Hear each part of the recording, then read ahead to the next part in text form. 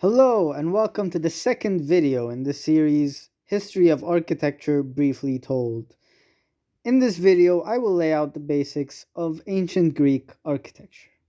For starters, ancient Greek architecture dates between 900 BC to 1st century AD in the aforementioned region of Greece.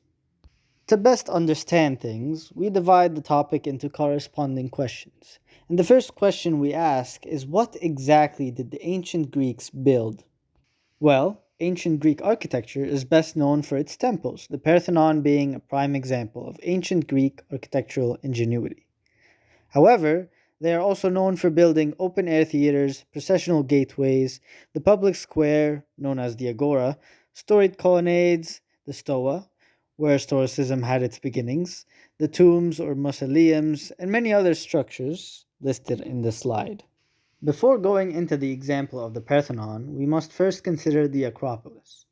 The Acropolis is a high, flat topped hill in the center of Athens, Greece.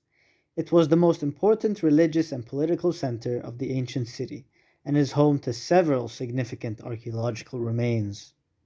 The Parthenon, located on top of the Acropolis, is a grand and ancient temple built around 440 BC. It was a tribute to the goddess Athena and the symbol of the Athenian power. It is famous for its Doric columns and beautiful adornments, making it a lasting symbol of ancient Greek architecture and art.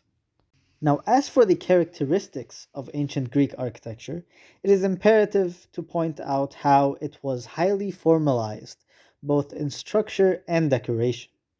Ancient Greek architecture kept a formal vocabulary with strict principles such as symmetry, balance, proportion, and the golden ratio, all of which were the substantial considerations in the design.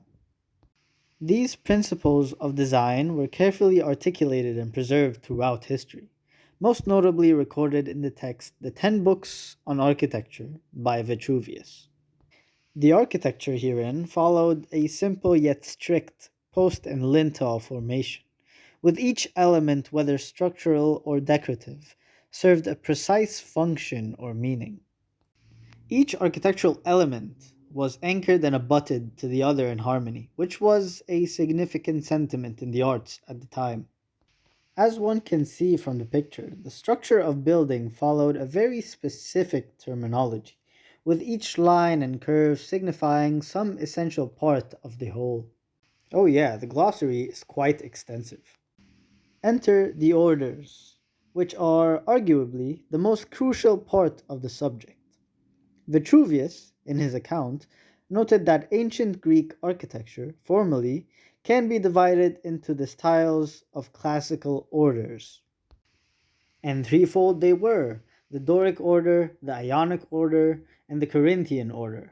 Each was utilized for different forms, proportions, and details in relation to the columns, pediments, and other architectural aspects.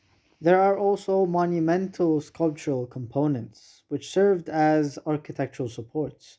Of these are the Caryatid and the Atlas. Well, that's it for the video. I hope you learned something, and I'll see you in the next one.